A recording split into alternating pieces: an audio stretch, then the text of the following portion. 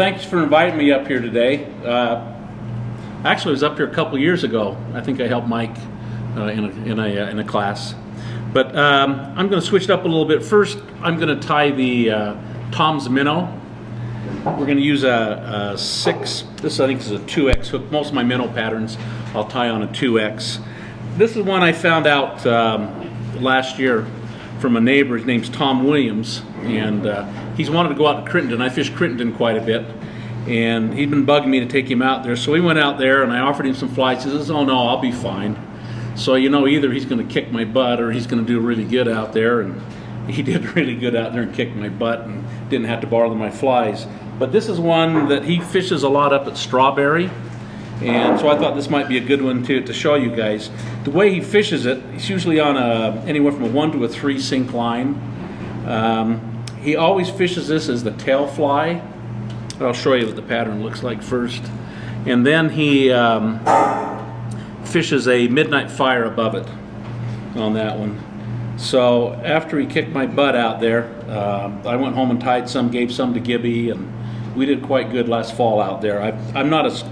Don't fish Strawberry a lot, but I'm going to give it a try if we get up there.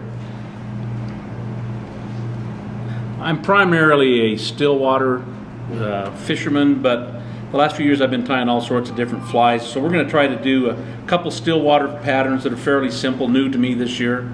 I fished them last year and they did great, and then we're going to do a couple small dry flies for you.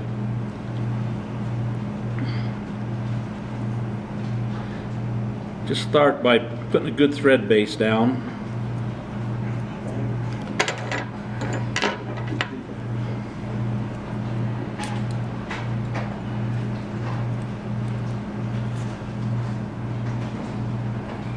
And then the thing with Tom, when he gives you a pattern, you never know what materials he used, because he never goes to a fly shop. He gets everything at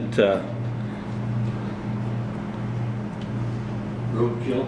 Well, he does roadkill. He does well, a lot of these those people that sell things at their house in the morning. When you go by the, what do you call those? I don't know. Yard sale? Yeah, yard sales, and so you get a fly from him and you take it apart and you try to figure out what the heck it is. So I've tried to duplicate the best of what he's got. The tail, I don't use a real long tail. It's mainly just to support the rabbit strip, maybe about half. And you don't have to be really careful about bulk on this fly. Now, one thing that I do with my tails, I wrap them down really loosely to start with. I don't want to flare the hair till I get to the end of it. So I'll get down about above the barb, and then if I want to flare it, I just pull down, it will flare out. And I can gauge that a lot more where I want that. Then he had some crazy flash he put in, double-sided. I have looked all over and can't find it any place at all. So it was double-sided, red and silver.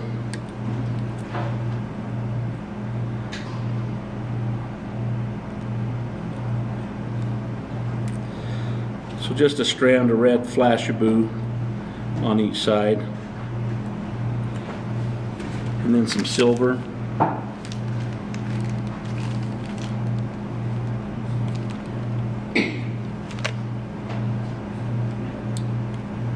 It's not a real hard fly to tie. Over the years, the thing I've always found, usually the simpler the fly, the better it works. A lot of the flies that we go back to all the time are flies like that, and they usually have peacock in them.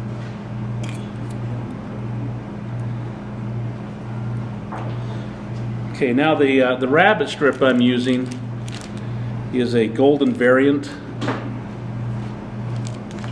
I guess I should have told you on the thread I'm using it's a UTC 70, and I think this is the wood duck, but any kind of tan thread will work just fine. Now, one thing that I've been doing on my rabbit strips, I've been just cutting a little, tapering it down at the end, like a little V. I think that gives me a little better action in the water.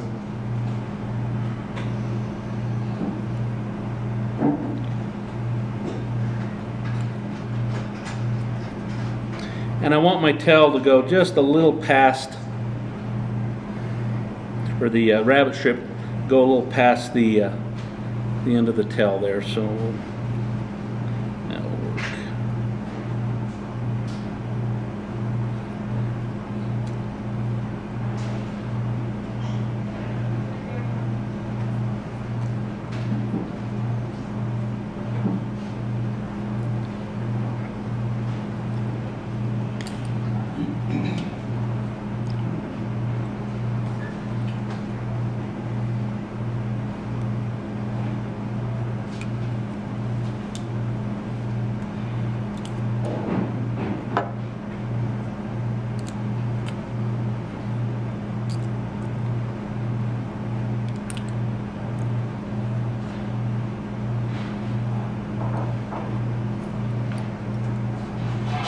Now, as far as the body, he just used a yellow chenille. I've used this crystal flash chenille. Out at Crittenden, there's a lot of bass I think the trout feed on, so I've gone to this tan lucent chenille. Works pretty good for me.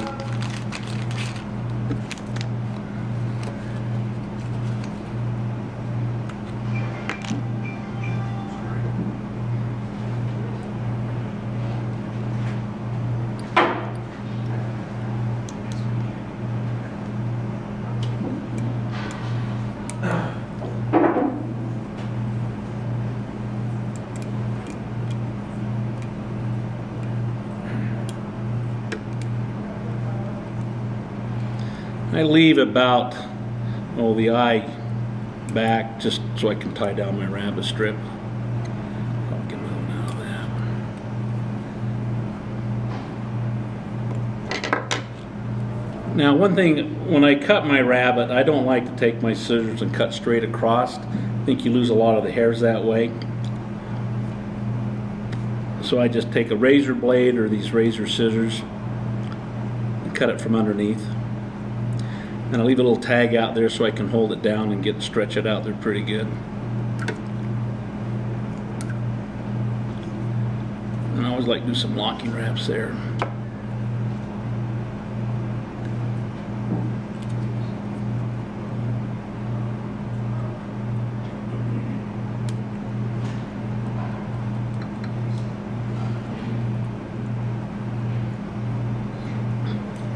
Like I say, it's a simple, easy fly, but it worked really good for us last fall. And like I say, this is one of Tom's go-to patterns up with Strawberry.